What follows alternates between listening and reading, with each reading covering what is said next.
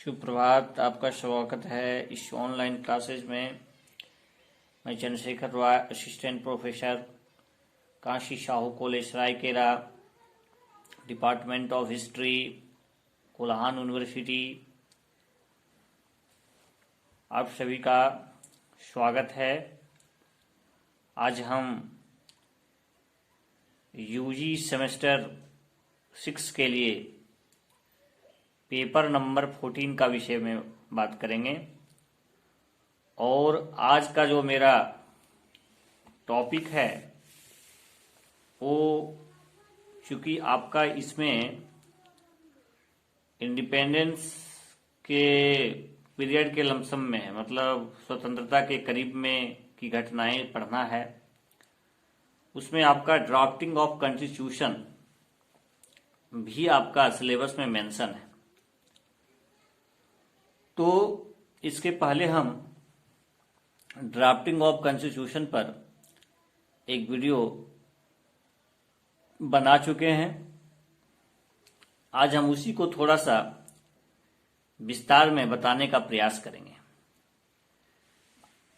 अभी हम आपको बताएंगे संविधान सभा की समितियां।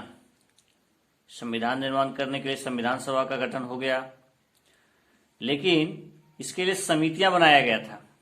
तो कुछ समितियों का चर्चा आज हम इस वीडियो में करेंगे। संविधान सभा ने संविधान के निर्माण से संबंधित विभिन्न कार्यों को करने के लिए कई समितियों का गठन किया। इनमें से 8 बड़ी समितियां थी तथा अन्य छोटी। इन समितियों तथा इसके अध्यक्षों का नाम इस प्रकार है। देखिए प्यारे विद्यार्थी जी, अब जब आप प्रतियोगी परीक्षा का एग्जाम देंगे तो वहां पर इससे समितियों से भी प्रश्न पूछ लिए जाते हैं। तो आपको जो मैं बता रहा हूं उसको आप अपने कैरियर के दृष्टिकोण से भी इसका महत्व देने का प्रयास कीजिएगा, क्योंकि ये काफी महत्वपूर्ण है। इसको आप कॉपी में लिख लीजिएगा।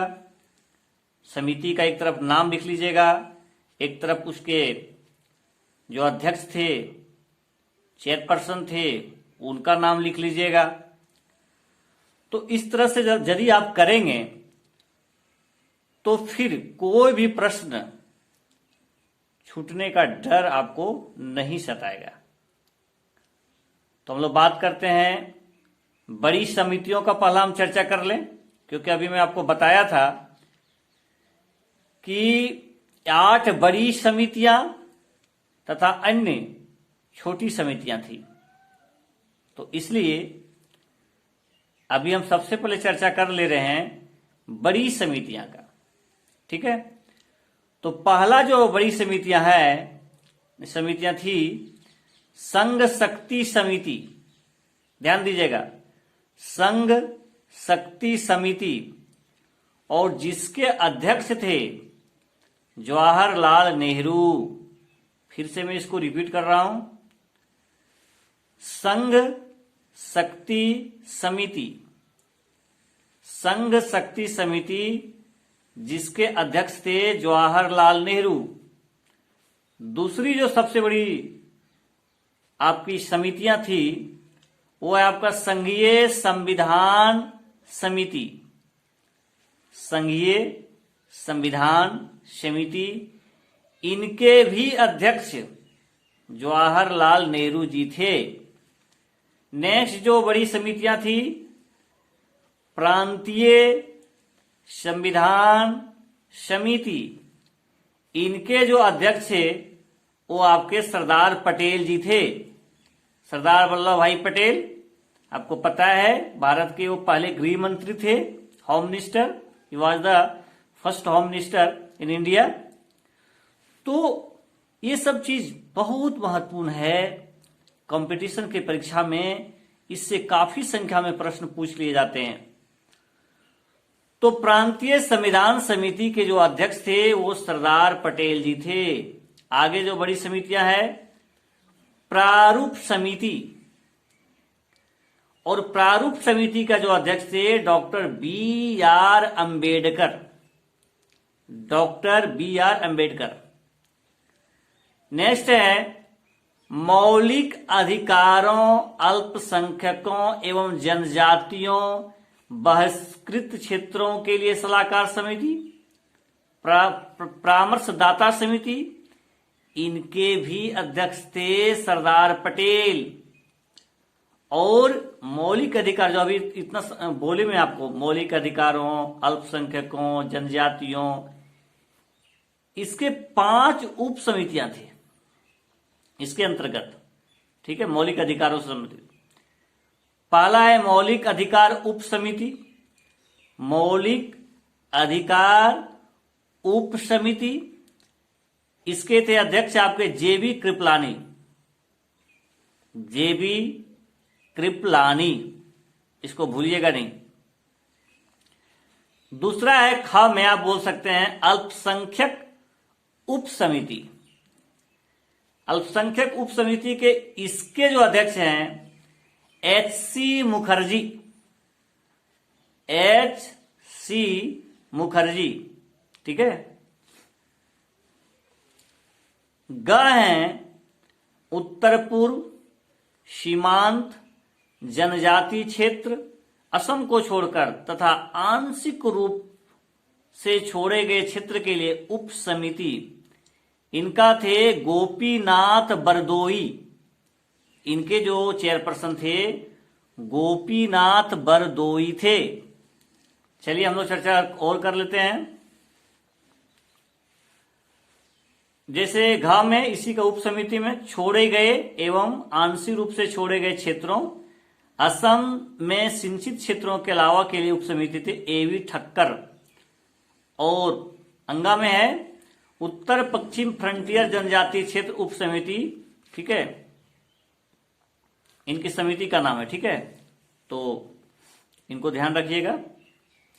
अब जो बड़ी समितियां हैं, प्रक्रिया नियम समिति, प्रक्रिया नियम समिति, जिसके अध्यक्ष थे डॉक्टर राजेंद्र प्रसाद। कौन थे? डॉक्टर राजेंद्र प्रसाद। इसको दिमाग में रखिएगा, बहुत ज्यादा महत्वपूर्ण है। आगे है राज्यों के लिए समिति, यानी राज्यों से समझौता करने वाली समिति जो थी उसके अध्यक्ष थे जवाहरलाल नेहरू। फिर से मैं बोल रहा हूं, राज्यों के लिए समिति यानी राज्यों से समझौता करने वाली, इसके अध्यक्ष थे जवाहरलाल नेहरू। नेक्स्ट है 8वां, जो बड़ी समितियां हैं, 8 तो बताए थे आपको, वो है संचालन समिति। संचालन समिति, इसके जो अध्यक्ष थे डॉक्टर राजेंद्र प्रसाद। कौन थे? डॉक्टर राजेंद्र प्रसाद। अब हम चर्चा करेंगे छोटी समितियां। छोटी समितियां, पहला है वित्त एवं कर्मचारी स्टाफ समिति, इसके अध्यक्ष थे डॉक्टर राजेंद्र प्रसाद। दूसरा है प्रत्यायक क्रेडेंशियल समिति, अलारी कृष्णा स्वामी अय्यर थे। तीसरा है सदन समिति। ये छोटी समिति में बता रहा हूं, छोटी समिति में ये सब समिति आते हैं। जैसे सदन समिति में जो थे इसके अध्यक्ष बी पट्टाभी सीतारमैया। नेक्स्ट है कार्य संचालन समिति, इनके जो हैं डॉक्टर के एम मुंशी, डॉक्टर के एम मुंशी। ठीक है, चलिए नेक्स्ट है राष्ट्र ध्वज संबंधित तदर्थ समिति। ध्यान दीजिएगा मैं क्या बोल रहा हूं। राष्ट्र ध्वज,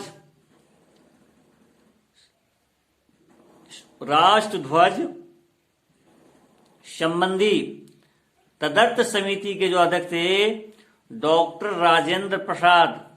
ठीक है, सॉरी, राष्ट्र ध्वज संबंधित तदर्थ समिति के अध्यक्ष थे डॉक्टर राजेंद्र प्रसाद। ठीक है, इसको दिमाग में रखिएगा, इसको लिख लीजिएगा। नेक्स्ट है छठा, छोटी समिति में संविधान सभा के कार्यों के लिए समिति थे जेवी मालवंकर। जेवी मालवंकर, ठीक है, मालवंकर को आपको पता है ना, विधानसभा के प्रथम अध्यक्ष थे, आप परिचित हैं इनसे। नेक्स्ट है सातवां, छोटी समिति सर्वोच्च न्यायालय के लिए तदर्थ समिति, इनके अध्यक्ष थे एस वरदाचारी, जो कि सभा के सदस्य नहीं थे। आठवां है मुख्य आयुक्तों के प्रांतों के लिए समिति बी पटावी सीतारमैया, ठीक है। नौवां है संघीय संविधान के वित्तीय प्रावधानों संबंधी समिति नलिनी रंजन सरकार, जो कि सभा के सदस्य नहीं थे।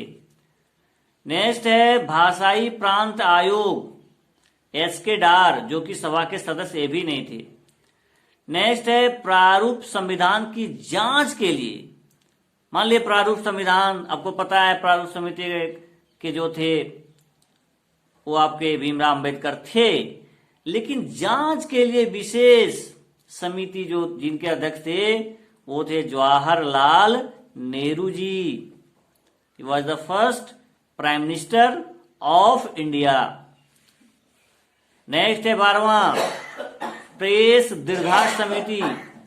प्रेस दीर्घाष समिति के जो अध्यक्ष थे उषा नाथ सेन। कौन थे? उषा नाथ सेन। उषा नाथ सेन इसके अध्यक्ष थे। ठीक है।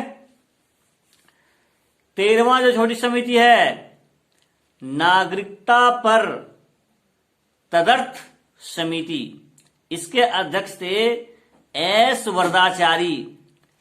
एस वरदाचारी।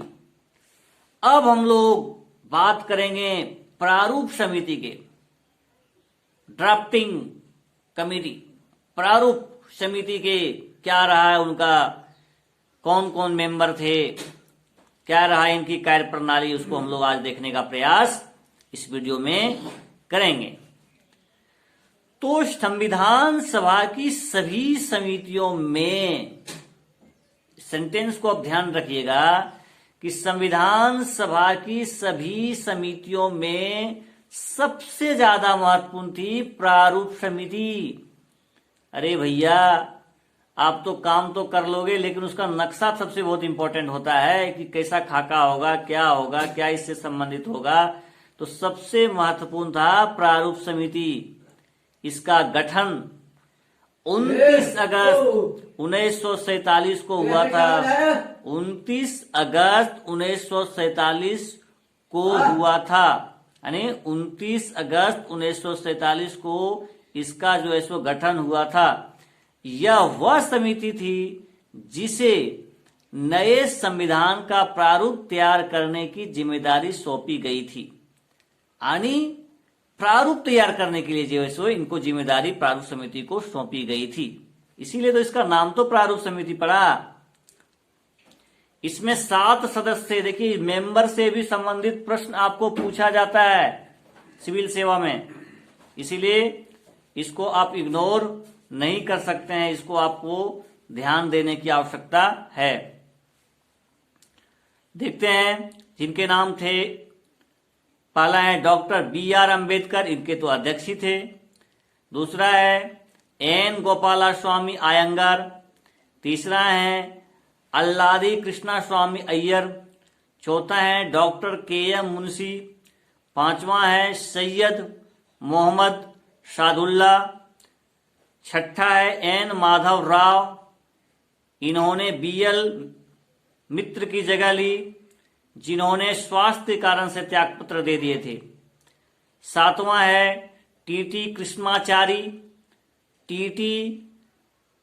कृष्णाचारी, इन्होंने सन 1948 में डीपी खेतान की मृत्यु के बाद जगह ली थी, तो इसको भी आप ध्यान रखिएगा।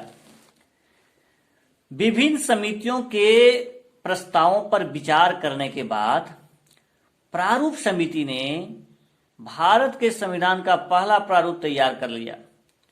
इसे फरवरी 1948 में प्रकाशित किया।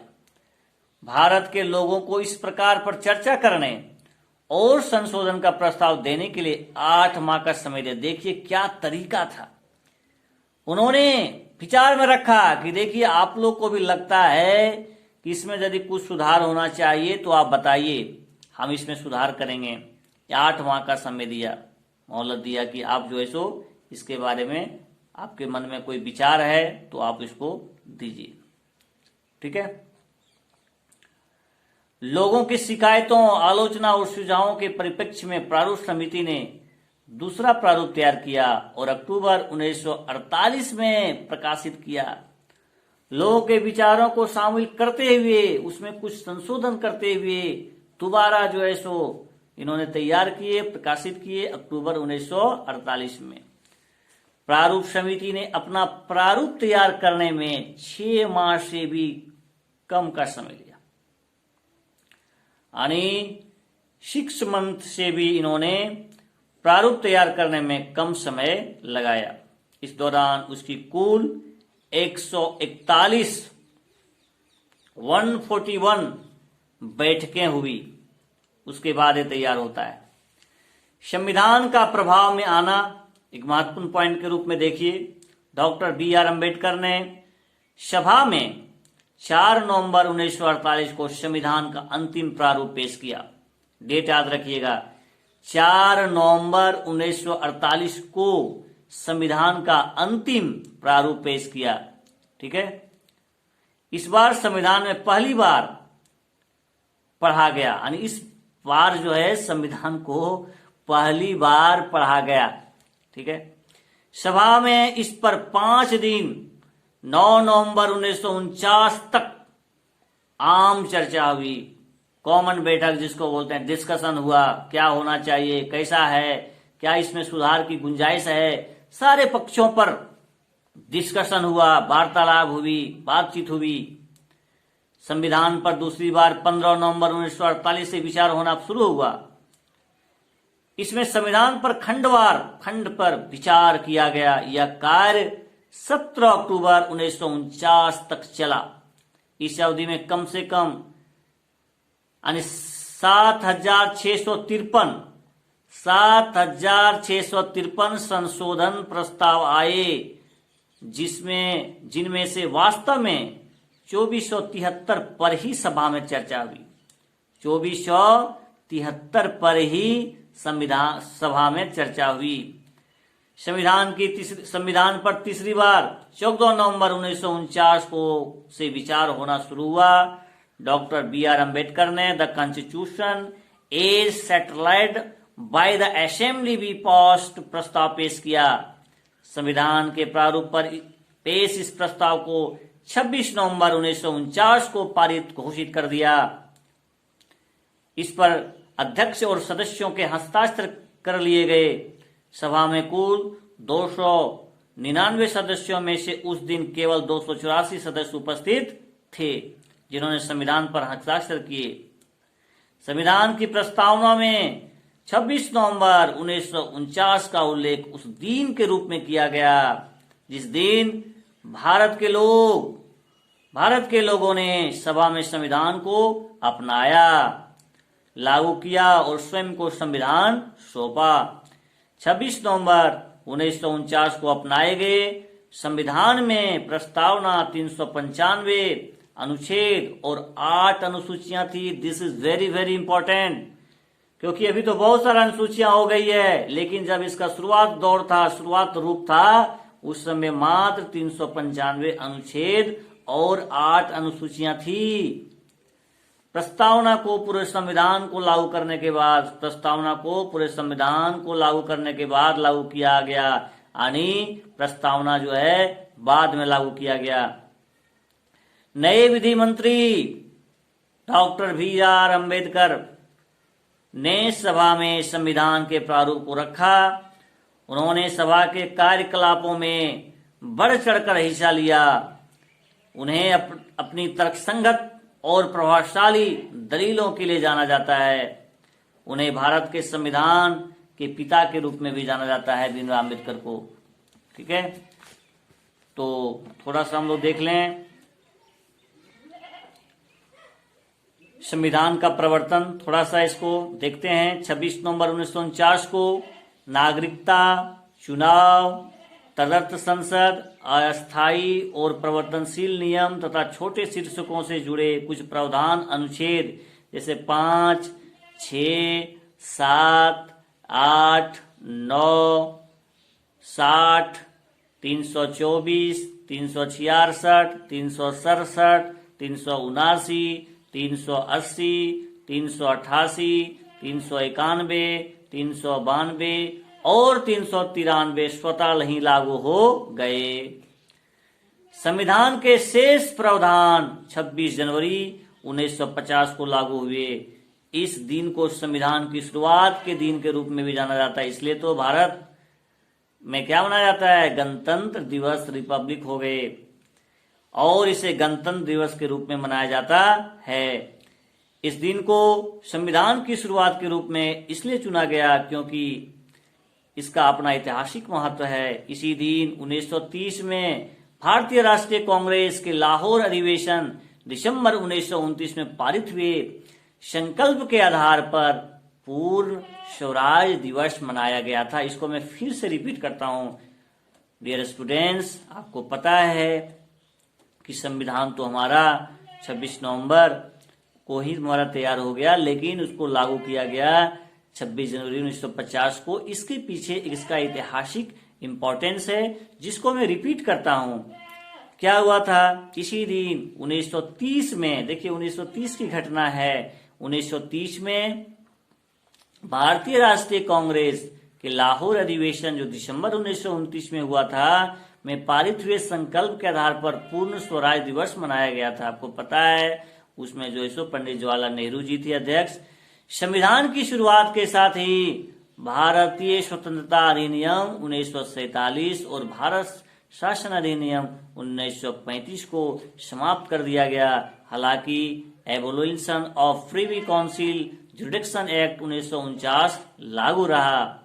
अब क्या है कि कुछ विद्वान, कुछ वक्ता है ना, कुछ विशेषज्ञ जो है इसकी बुराई करते हैं, इसकी आलोचना भी करने का काम करते हैं। जैसे संविधान सभा की आलोचना में क्या क्या चीजें, आलोचकों ने विभिन्न आधारों पर संविधान की आलोचना की है। ये आधार क्या है, देखिए मैं बताया ना, दुनिया में कुछ भी होता है, मान ले माननीय प्रधानमंत्री जी कुछ अच्छा कर रहे हैं, तो कोई जरूरी नहीं है कि सारे लोग पक्ष विपक्ष सब लोग उनकी बड़ाई ही करें। कुछ कुछ लोग कमियां जरूर निकालते हैं किसी भी काम में। ये प्रकृति का नेचर ही है कि स्वाभाविक है, उसमें सबका मन एक जैसा नहीं हो सकता है, सभी का आपको सपोर्ट नहीं मिल सकता है, कुछ कुछ लोगों का विरोध हो सकता है। तो संविधान सभा जब बना, हमारा संविधान पारित भी हो गया, लागू भी हो गया, लेकिन इसकी आलोचना भी होती है कि इस आधार पर उसको हम लोग देखेंगे।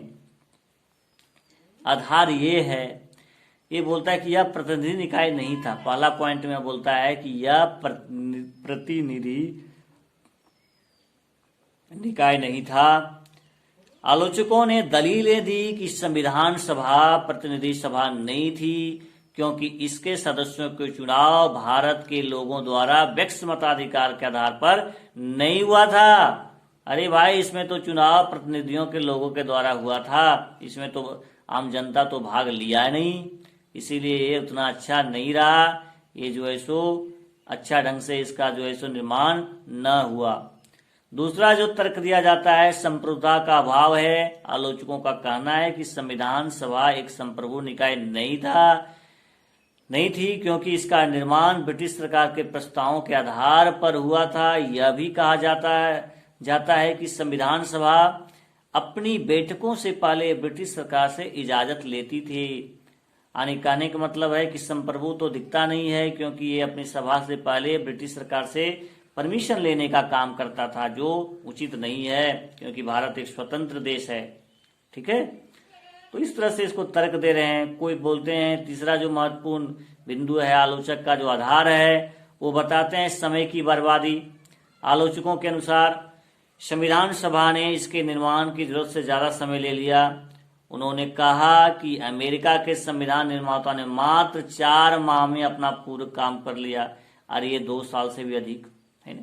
तो कहने का मतलब ये है कि इन्होंने एक निश्चित समय से ज्यादा समय लेने का काम किया। निजामुद्दीन अहमद संविधान सभा का सदस्य ने इसके लिए अपनी अवमानना दर्शाने के लिए प्रारूप समिति हेतु एक नया नाम गढ़ा। उन्होंने इसे अपोहन समिति कहा। क्या कहा इसको? अपोहन समिति। मतलब एकदम समय को बर्बाद करने वाला समिति, यानी समय को बर्बाद कर रहे हैं। बहुत कम समय में ही इसका निर्माण हो सकता था, लेकिन इसको जो है सो बहुत ज्यादा लंबा खींचा गया। आगे है चौथा, कांग्रेस का प्रभुत्व। लोगों का कहना है, आलोचकों का आरोप है कि संविधान सभा में कांग्रेसियों का प्रभुत्व था। ब्रिटेन के संविधान विशेषज्ञ ग्रेमलिन ऑस्टिन ने टिप्पणी की। क्या भाई टिप्पणी किए? संविधान सभा एक दलीय देश का एक दलीय निकाय है। संविधान सभा एक दलीय देश का एक दलीय निकाय है। सभा ही कांग्रेस है और कांग्रेस ही भारत है। ये कौन इसकी आलोचना करते हैं? कौन कमेंट करते हैं? ग्रेनविल ऑस्टिन ने टिप्पणी की कि भैया ये तो पूरा कांग्रेस का ही सारा कुछ है, संविधान भी वही बना रहा है, देश भी वही चलाएगा। ठीक है, तो वही है, इसका कहना वही था कि संविधान सभा एक दलीय है, एक ही दल तो है ही है इसमें कांग्रेस, दूसरा दल का तो कोई ज्यादा महत्व नहीं है। एक जो था वो तो चला गया मुस्लिम लीग, कहां पर? पाकिस्तान में। तो अब यहां पर रहा कौन? Only one Congress, Indian national Congress. तो इसीलिए उसने संविधान सभा एक दलीय देश का एक दलीय निकाय है, सभा ही कांग्रेस है और कांग्रेस ही भारत है। नेक्स्ट जो महत्वपूर्ण पॉइंट्स है जो संविधान सभा की आलोचना करते हैं, वो बोलते हैं कि वकीलों और राजनीतिज्ञों का प्रभुत्व था। वकील जो थे, लॉयर जो थे और पॉलिटिशियन जो थे, उसी का प्रभाव जो है सो संविधान सभा में ज्यादा था। विद्वानों का प्रभाव होना चाहिए, विशेषज्ञों का होना चाहिए, वैसे लोगों का प्रभाव ना होकर के लॉयर और पॉलिटिशियन का सबसे ज्यादा प्रभाव था। यह भी कहा जाता है कि संविधान सभा में वकीलों और नेताओं का बोलबाला था। उन्होंने कहा कि समाज के अन्य वर्गों को पर्याप्त प्रतिनिधित्व नहीं मिला। उसके अनुसार संविधान के आकार और उसकी जटिल भाषा के पीछे भी यही मुख्य कारण था कि उन्होंने जटिल भाषा का प्रयोग किया, क्योंकि वो लोग पढ़े लिखे थे, लॉयर थे और राजनीतिक थे। इसीलिए जो छोटे तबके हैं उसको ज्यादा महत्व इसमें नहीं दिया गया। नेक्स्ट जो दलील दिया जाता है, जिस आधार पर, वो आधार बताते हैं कि इसमें हिंदुओं का प्रभुत्व था, यानी हिंदुओं के प्रभुत्व भी एक जो है सो इसकी आलोचना का कारण बनता है। कुछ आलोचकों के अनुसार संविधान सभा में हिंदुओं का वर्चस्व था। किसका वर्चस्व था? हिंदुओं का वर्चस्व था। लॉर्ड विस्काउंट ने इसे हिंदुओं का निकाय कहा। ध्यान रखिएगा, इस व्यक्ति का नाम, राजनीति का नाम है ना, विशेषज्ञ का नाम, चिंतक का नाम अब याद रखेंगे। इनका नाम है लॉर्ड विस्काउंट। लॉर्ड विस्काउंट ने क्या बोले? देखिए, यह हिंदुओं का निकाय है क्योंकि इसमें हिंदुओं की संख्या ज्यादा है। संविधान सभा ने भारत के केवल एक बड़े समुदाय का एक बड़े समुदाय का जो है प्रतिनिधित्व कहा। अब थोड़ा सा कुछ मुझे लगता है कि बस अब यह समाप्त पर है। थोड़ा सा कुछ इंपॉर्टेंस पॉइंट्स हम लोग देख लें, उसके बाद हम इसको इंड करेंगे, जो काफी आपकी परीक्षा के लिए महत्वपूर्ण हो सकते हैं। पहला है आवश्यक बिंदु कि संविधान द्वारा हाथी को प्रतीक यानी मुहर के रूप में अपनाया गया था, हाथी को। दूसरा है सर BN राव को, फिर से रिपीट कर रहा हूं, सर BN राव को संविधान के लिए संवैधानिक सलाहकार। बहुत बार एग्जाम में पूछा है, many times this question has already asked in examination, many times. ठीक है, एक नहीं कि एक दो बार, बहुत बार आया है। चाहे वो नेट की परीक्षा हो, चाहे वो JPSC का हो, चाहे वो BPSC का हो, चाहे UPSC का हो, हर एक बार इससे प्रश्न पूछ लिए जाते हैं। तो सर BN राव को संविधान के लिए संवैधानिक सलाहकार, अन्य कानूनी सलाहकार के रूप में नियुक्त किया गया था। तीसरा है HBR अयंगर को संविधान सभा का सचिव नियुक्त किया गया था। चौथा है LN मुखर्जी को संविधान सभा का मुख्य प्रारूपकार चीफ ड्राफ्टमैन, कैसा प्रारूप होगा, चीफ ड्राफ्टमैन नियुक्त किया गया था। 5वां है प्रेम बिहारी नारायण, प्रेम बिहारी नारायण रायजदा, भारतीय संविधान के प्रमुख सुलेखक, ठीक है, सुलेखक थे। आगे है मूल संविधान एक प्रभावशाली इटैलिक शैली में इसके द्वारा हस्तलिखित लिखा गया था। 6 जो महत्वपूर्ण पॉइंट्स हैं, मूल संस्करणों का सौंदर्यीकरण सुंदरता बढ़ाया गया, और सजावट शांति निकेतन के कलाकारों ने किया, जिनमें मदन लाल बोस, जिनमें कौन थे, मदन लाल बोस और वीयूहर राम मनोहर सिन्हा शामिल थे। 7वां है मूल प्रस्तावों को प्रेम बिहारी नारायण राजदा द्वारा हस्तलिखित एवं विडोर राम मनोहर सिन्हा द्वारा सौंदर्यीकरण एवं अलंकृत किया गया था। 8 है जो महत्वपूर्ण है, मूल संविधान को हिंदी संस्करण का सुलेखन, हिंदी से जिन्होंने सुलेख किया था, लिखा था, बसंत कृष्ण वेद द्वारा, ठीक है, किया गया, जिसे नंदलाल बोस ने सुंदर ढंग से अलंकृत एवं जयमितीय किया गया था। तो प्यारे विद्यार्थी जी, आज हम लोग संविधान सभा की समितियों, जिसमें 8 बड़ी समितियां और छोटी समितियों का चर्चा किए, जिसके मेंबर के नाम भी हम लोग देखे कि कौन कौन समिति के चेयरपर्सन कौन थे। अब इसी क्रम में थोड़ा सा हम आपको अभी जो पढ़ाए उसी से आपको हम कुछ आपका टेस्ट करते हैं कि आप पढ़े कि नहीं, उसको फिर से थोड़ा सा रिवीजन कर देते हैं। जैसे बड़ी समितियों में अब बताइए, संघ शक्ति समिति के अध्यक्ष कौन थे, सोचिए, क्योंकि अभी आप पढ़े होंगे, मैं वीडियो में बोल रहा हूं, तो आप इसको रिपीट करके फिर से रिवीजन कर लीजिए थोड़ा सा, ताकि आपको, आप जब आज वीडियो देख कर उठें तो आपको लगे कि भैया मुझे तो बहुत जानकारी हो गया है। अब देखिए एग्जामिनेशन का व्यू से आपको कैसे पूछा जाएगा, कैसे प्रश्न आ सकते हैं कंपटीशन में, यूनिवर्सिटी की परीक्षा में आपको पूछ देगा कि संविधान सभा के संघ शक्ति समिति के अध्यक्ष कौन थे, बताइए।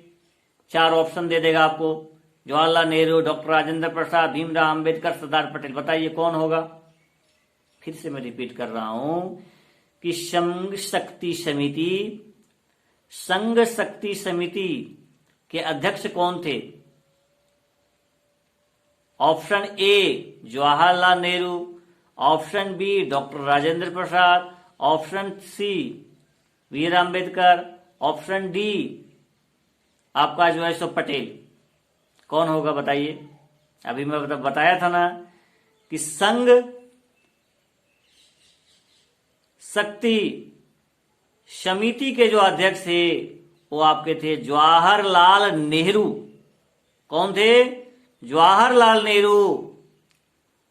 उसके बाद बताइए प्रांतीय, आपको पता है ना कितना बड़ा काम किए थे पटेल जी। आज हमारा भारत का जो नक्शा है जिसको आप देख रहे हैं, कन्याकुमारी तक का जो नक्शा, इतना बड़ा देश का नक्शा, इतना राज्य हमारे देश में है, इनकी सीमा कितनी बड़ी है। तो इनको बड़ा करने में यदि किसी व्यक्ति का सबसे बड़ा योगदान है तो हमारे सरदार वल्लभ भाई पटेल जी थे। तो वही प्रांतीय संविधान समिति के अध्यक्ष थे। तब तो वो किस तरह से छोटे छोटे राजवाड़ों को, छोटे छोटे राज्यों को भारत में मिलने का आग्रह किए, निमंत्रण किए और वो मिल भी गए। 3 स्टेट थे रजवाड़े वाला, प्रिंसेस स्टेट, हैदराबाद, जम्मू कश्मीर, जूनागढ़, जो इसमें शामिल नहीं होना चाहते, नहीं हुए थे। नए नए बहाना बना रहे थे, लेकिन सरदार पटेल जी का योगदान इस भारत के लिए इतना है कि उनको नहीं भुलाया जा सकता है। और मुझे पूर्ण भरोसा है कि जिस प्रकार से अभी हाल में प्रधानमंत्री के द्वारा प्रयास किए जा रहे हैं उनकी यादगार को बनाने के लिए, उनकी जो संदेश थी एकता को, उसको बरकरार रखने के लिए, आप देखते हैं एकता दौड़ कि इसका मतलब क्या हो रहा है? इसका मतलब होता है भारत को जोड़ो। भारत जो छोटा छोटा स्टेट कुछ मुद्दों के लेकर आपसी तनाव कर रहे हैं, झगड़ा कर रहे हैं, मनमुटाव कर रहे हैं, किसी को कोई पानी बंद कर रहा है, किसी को रोड बंद कर रहा है, किसी को सामान का आवाजाही पर पाबंद लगा रहा है, किसी को व्यक्तियों पर पाबंद लगा रहा है, वो ऐसा नहीं कीजिए। क्योंकि इतना बड़ा भारत को बनाने में कितने बड़े लोगों का योगदान रहा, इसको नहीं भूलिए। एक हो जाइए। और यह एकता का संदेश हमारे पटेल जी दिया करते थे। तब तो इतना बड़ा राष्ट्र को निर्माण में उनकी योगदान काफी है। प्यारे विद्यार्थी जी, किस प्रकार से अपनी बुद्धि, कूटनीतिक और अदम्य साहस से उन्होंने जम्मू कश्मीर, हैदराबाद और जूनागढ़ को भारत में शामिल कर लिए।